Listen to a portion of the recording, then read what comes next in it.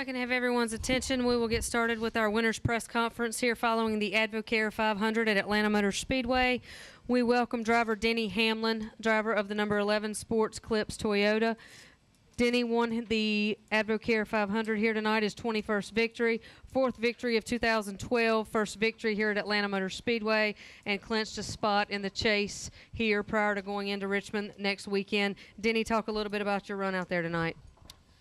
Well, we just had such a strong car for 3/4 of the race, honestly, and the line I was running, I knew there was a price to pay if I kept going down there, and obviously it paid its price there at the end, and it took its toll on our car by wearing the splitter out. So that really hurt us at the end. Other than that, I feel like we had the best car, but circumstances just fell our way at the end, and when you start to falter and you start to fade, you got to have another aspect of the team that picks you up, and today it was the pit crew that won us this race today. So we're very blessed for that. I'm 70% happy for me, 30% sad for Michael and Martin, because I know they've come so close.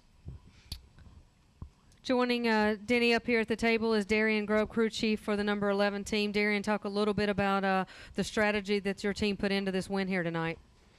It was a pretty interesting night all the way around, just the way all the scenarios worked out. We were one of the only cars that could have done it on one more stop with fuel there with 105 to go or something like that. And it's hard to play those games because even Denny was getting upset that the car, we were having to go so slow at the end of those runs, and watching Harvick just pull away at those times. But then we did our pit stop, and I think it was in 14 laps we were right on his bumper again. So you play through those scenarios, the fuel mileage, the tire windows, and the car.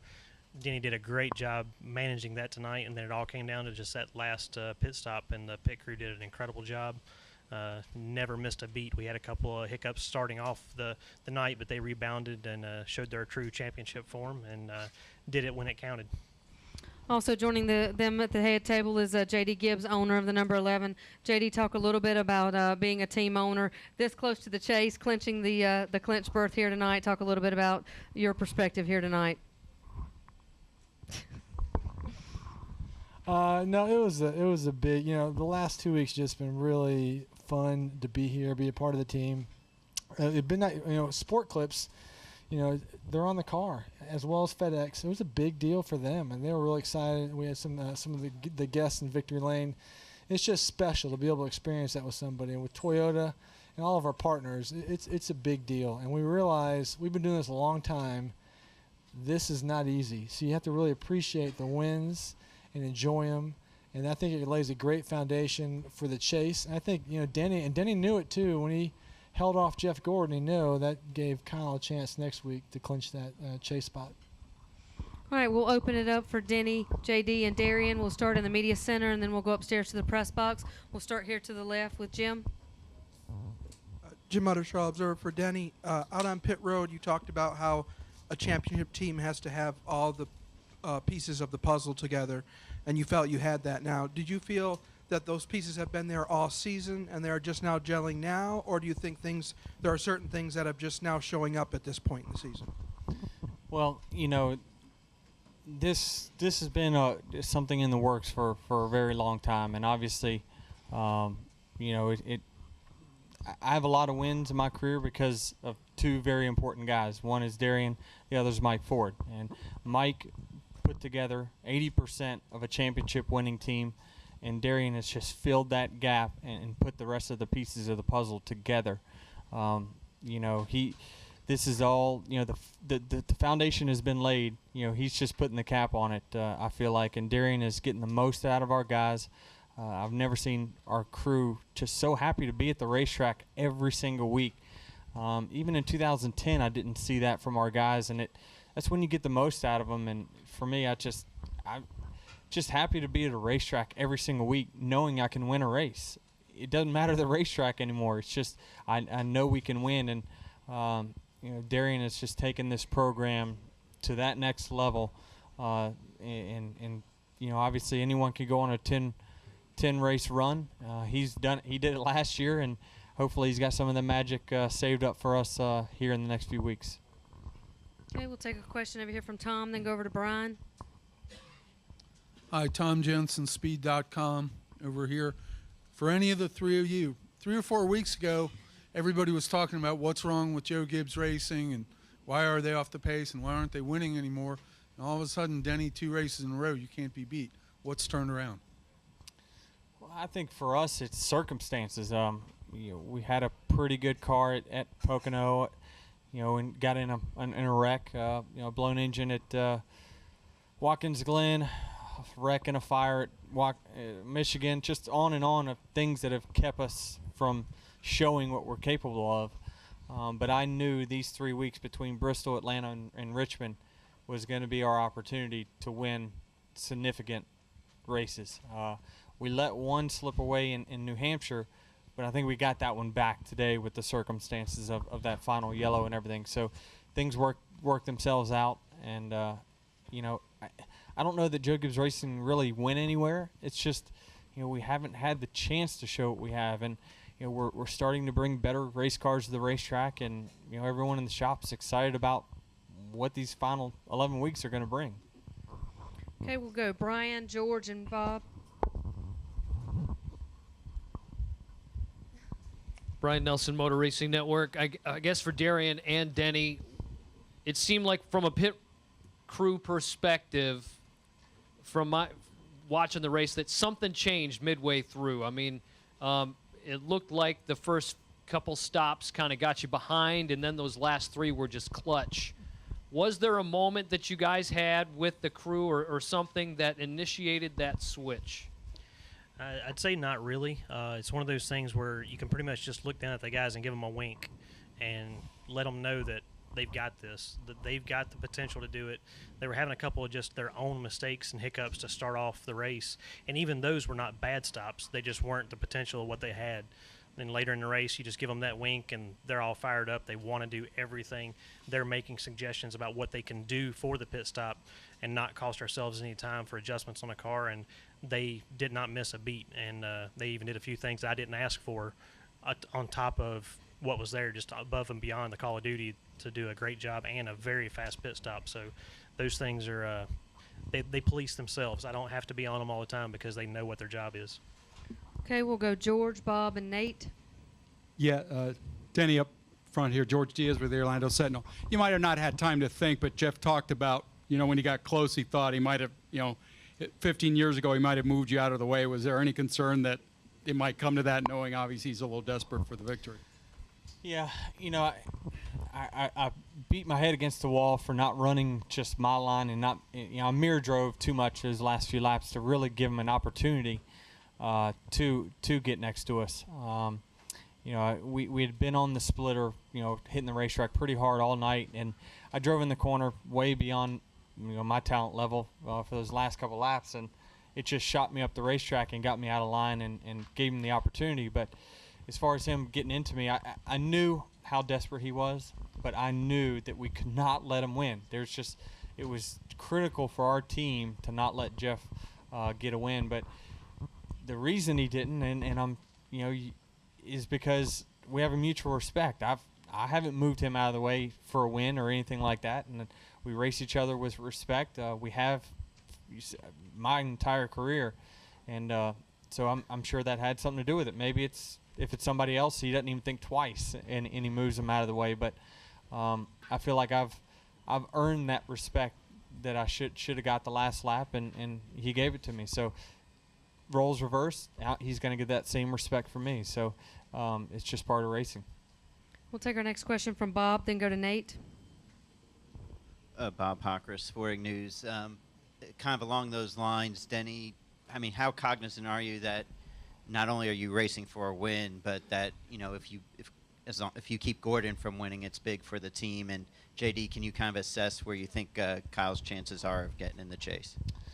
Well, I knew, I knew first and forehand, I couldn't let him get around me. I knew that was my number one priority.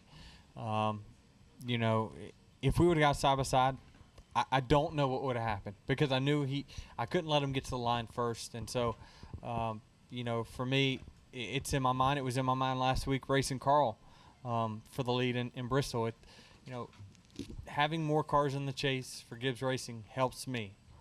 You know, as crazy as that sounds, we need another car in the chase. It's important for us. So I'm going to do everything I can to be the good teammate and try to take the wins away from those guys when I can.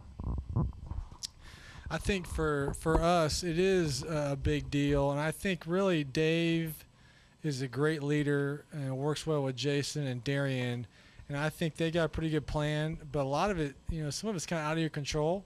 I think they're just doing a good job. I think, you know, Kyle and Dave, I think they're afterwards a little disappointed. They feel like they kind of missed it a little bit, but I do think, you know, Richmond, just to be in a position we are in, you know, they would rather be there than obviously not have a shot at doing that. So I think we feel good about next week.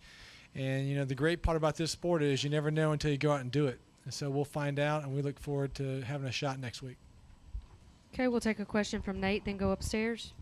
Nate Ryan, USA Today. Denny, there's some talk, I guess, about peaking too soon, but now you've got 2 wins in a row, and you're guaranteed of at least going into the chase with the most bonus points. And next week you're going to Richmond, where you're pretty good there. How do you like your chances for maybe going into the chase with the whole enchilada of being number 1 seed, you know, unequivocally without anybody tied with you, and what about the peaking factor? Well, I mean, you know, you wish you could bottle up and take these wins and put them in the chase, but, you know, they are worth something. They're worth 3 points. And, you know, these last week we've gained 6 points to the field in the chase. That's 6 spots. That's hard to come by here and there. And these guys know more than anything what 1 point matters when it comes to the chase. So we're just, you know, we're winning at the tracks we should be winning at. And so for me, I think that, you know, I'm going to try to win 14 straight or 13 straight, whatever it is. There's not one racetrack other than that one we're not going to talk about that I feel like I can win. I'd say we got a pretty good shot. Okay, we'll go to the press box for questions. Monty Dutton, Gas Gazette. Denny, 2 years removed from going into the final race of the season with the points lead. At this point now, do you think that experience is an advantage or a disadvantage for this coming chase? It's an advantage. I mean, when I was in the championship hunt my rookie year at Homestead, you know, I was just so young and dumb. I had no idea what I was doing in the first place. So I was just, you know, I was having fun and real loose and just, you know, took the weekend as it was. You know, in 2010, you know, it was a pressure situation. We had just came off of a bad week before, and you know, the team just didn't feel it that final week. And so you take that and you take those experiences and you know, being experienced is something that you can never take away, and it never hurts you. You know, so I think that, like I said, I did an interview at the beginning of the year or last year, and I said, you know, just put me back in that same situation any years down the road, and I promise I'll win the championship when we leave Homestead. So all I can help is I get that opportunity again, and if I do, I'm gonna live in the moment, and I'm gonna focus everything I can do to win that race instead of worrying about the outcome. And you know, I'm gonna have a lot more fun and enjoy it. And this year, the race in Homestead is on my birthday, so I can't think of a better present. Okay, one more question from the press box. A question for the crew chief, Darian Group, Wolfgang Monzer, Rennsport Press Agency from Germany. Darian, last weekend you were successful in Bristol, now in Atlanta. Totally different oval tracks, speedways. Where is it easier to set up a race strategy, short ovals or long ovals? I had to say neither one are very easy. There's not much of a difference between the two. Bristol is the one it's very important to have track position. The way the race played out there and the way the tires were not that much of a factor. But here at Atlanta, the tires are huge. After we were honestly worried about staying out after one green flag lap just because we were in our fuel window, just because you know how much grip you're giving up with that. So that's probably the biggest difference between the tracks, and that's just the concrete surface versus the really old asphalt here. that really chews tires up. So that's probably the biggest factor. And then just Denny's driving style. Bristol, he could go out all out every lap, and here he had to manage it. He had to start from the lap 1 all the way through the last lap every time, managing the tires to maintain that lap time. So setup wise, it's not that much of a difference, but the style of driving and everything else you do is pretty different.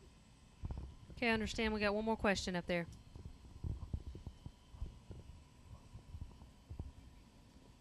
Okay. Any final questions from the media center? Okay, we'll take one from Bob, then come back over to Mike. Bob Parker, Sporting News. Denny, just following up from what I asked you earlier, if you were battling Truex for the win, would you have raced it differently than if it was Gordon? If he was beside me, yes. But, really, I was going to do everything I could to get a win first off. But, like I said, if we would have got me and the 24 side by side, I don't know. I can't predict what would happen or the circumstances of how we would have got side by side. But 56 is obviously a satellite type of teammate. He's a Toyota teammate and of ours. But there's 3 bonus points to be had in the chase after this race, and we wanted them more than anyone else. Okay, we'll take our next question in the middle from Mike. MikeNetFrontstretch.com. This is for Darian. I know the standard cliche answer is we take them one at a time and we're not looking ahead. But in reality, you won a championship last year with Tony. I'm sure it's been done in the sport before, but I haven't looked it up. How cool would it be to be a crew chief to win back-to-back championships with 2 different drivers? It'd be extremely cool. I know, like you said, we take it one race at a time, but our car schedule is already done all the way through Homestead. We're already preparing the cars for Talladega and those things. So the work never stops. You're working 6-7 weeks ahead all the time to make sure things are ready, and the guys at the shop are doing a great job preparing ahead of time. So when we go to the racetrack and unload, we're fast, and it would be extremely cool to be able to pull that off. All right, final question. All right, gentlemen, congratulations on your Thank win you. tonight and clinching for the chase, and good luck next weekend in Richmond.